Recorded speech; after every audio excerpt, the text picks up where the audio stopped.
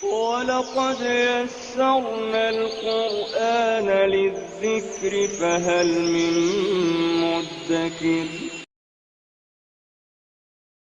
نحمده ونصلي على رسوله الكريم أما بعد فأعوذ بالله من الشيطان الرجيم بسم الله الرحمن الرحيم رب اشرح لي صدري ويسر لي أمري واحلل عقدة من لساني يفقه قولي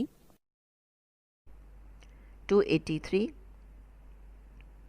و اور ان اگر کن تم ہو تم علا پر سفرن سفر علا سفرن سفر پر و اور لم نہ تجدو تم نے پایا کاتبن کوئی لکھنے والا تو ریحانن گروی رکھنا ہے، نیا لفظ ہے قرآن میں، یہاں کے علاوہ اور کہیں یہ لفظ نہیں آتا۔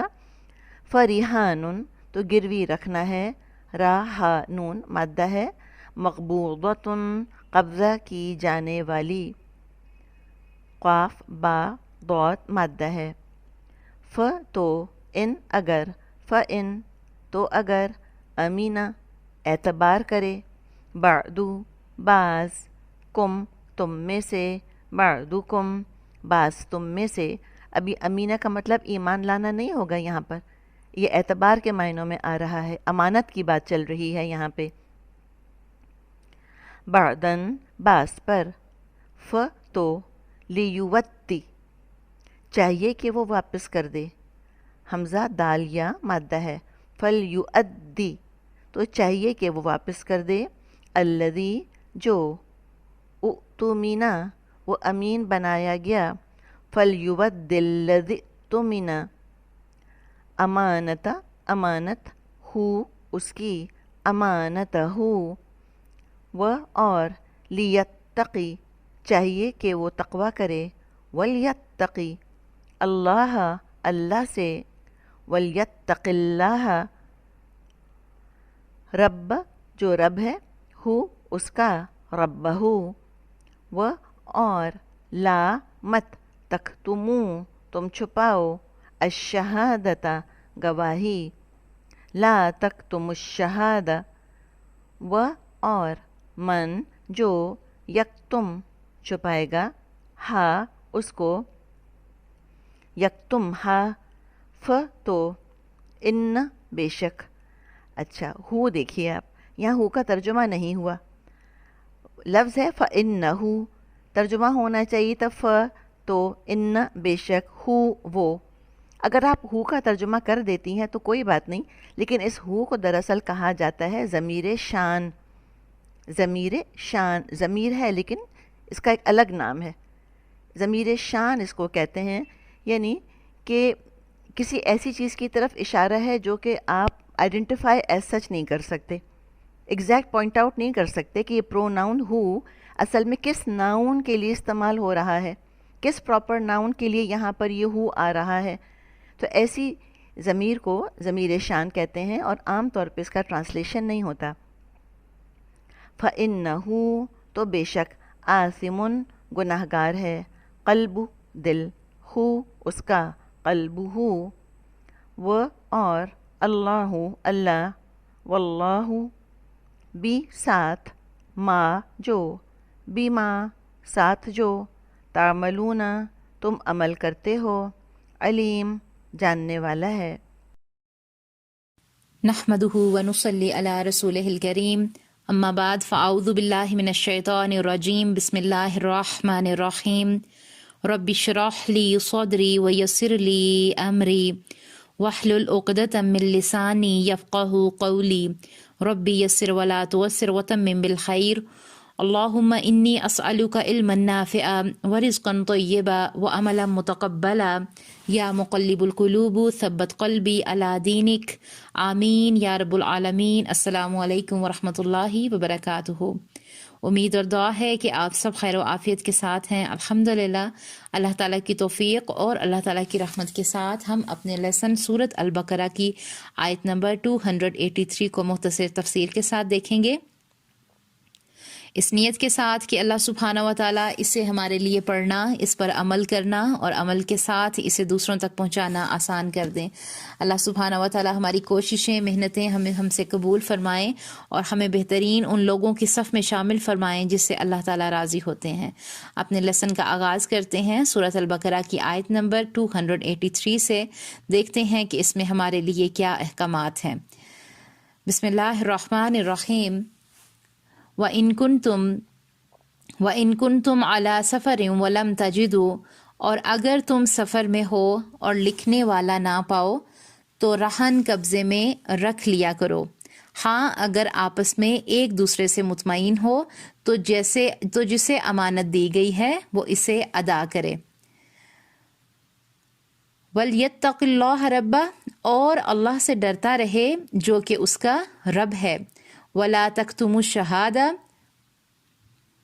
اور گواہی کو نہ چھپاؤ، اور جو اسے چھپا لے وہ گناہگار دل والا ہے۔ اور پھر اگر کوئی گواہی کو چھپائے گا تو کیا ہے؟ آگے اللہ تعالیٰ فرماتے ہیں بِمَا تَعْمَلُونَ عَلِيمٌ، اور جو کچھ بھی تم کرتے ہو اللہ اسے خوب جانتا ہے۔ کہ یعنی گواہی کو چھپاؤ گے یا ظاہر کرو گے، جو بھی اعمال ہیں ہم اللہ تعالیٰ کی نظر میں ہیں۔ اس میں دیکھتے ہیں کہ اللہ تعالیٰ کیا فرما رہے ہیں، وَإِن كُنتُمْ عَلَى سَفَرٍ وَلَمْ تَجِدُوا، اور اگر سفر میں ہو اور لکھنے والا نہ پاؤ تو رہن قبضے میں رکھ لیا کرو۔ یعنی اگر سفر میں قرض کا معاملہ کرنے کی ضرورت پیش آ جائے اور وہاں لکھنے والا یا کاغذ پینسل وغیرہ نہ ملے تو اس کے متبادل صورت بتائی جا رہی ہے کہ قرض لینے والا کوئی چیز دائن قرض دینے والے کے پاس رہن گروی رکھ دے، اس سے گروی کی مشروعیت اور اس کا جواز ثابت ہوتا ہے۔ اب یہ ہے کہ قرآن میں تو یہ ہے، لیکن نبی صلی اللہ علیہ وسلم کے بھی طریقے سے دیکھتے ہیں کہ نبی صلی اللہ علیہ وسلم نے بھی اپنی ذرا ایک یہودی کے پاس جو کہ بدلے گروی رکھی تھی۔ صحیح البخاری کی حدیث نمبر 2513 ہے۔ تاہم اگر گروی رکھی ہوئی چیز ایسی ہے جس سے نفع موصول ہوتا ہے تو اس نفع کا حقدار مالک ہوگا نہ کہ دائن۔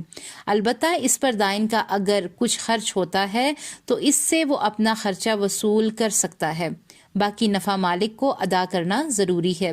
اور اگر مرہونہ چیز دودھ والا جانور ہو یا سواری ہو تو اس پر خرچہ کے بدلے اس جانور کا دودھ لے لینا اور اس جانور پر سواری کر لینا دائن یعنی کہ قرض دینے والے کے لیے جائز ہے، جیسا کہ صحیح البخاری کی حدیث میں بھی اس کا ثبوت ملتا ہے، ریفرنس ملتا ہے۔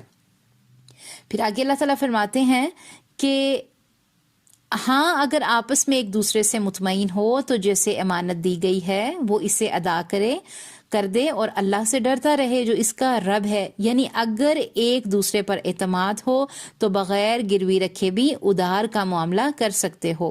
امانت سے مراد یہاں قرض ہے، اور باقی کیا ہے کہ اللہ سے ڈرتے رہو، اسے صحیح طریقے سے ادا کرو جو بھی معاملات ہیں انسان کے زندگی میں۔ باقی جو ہے آگے اللہ تعالیٰ فرماتے ہیں وَلَا تَكْتُمُوا الشَّهَادَةَ، اور گواہی کو نہ چھپاؤ، اور جو اسے چھپا لے وہ گناہگار دل والا ہے۔ یعنی کہ گواہی کو چھپانا کبیرہ گناہ ہے، اس لیے اس پر سخت وعید یہاں قرآن میں اور احادیث میں بھی بیان کی گئی ہے۔ اسی لیے صحیح گواہی دینے کی فضیلت بھی بڑی ہے۔ صحیح مسلم کی حدیث میں آتا ہے نبی صلی اللہ علیہ وآلہ وسلم نے فرمایا وہ سب سے بہتر گواہ ہے جو گواہی طلب کرنے سے قبل ہی از خود گواہی کے لیے پیش ہو جائے۔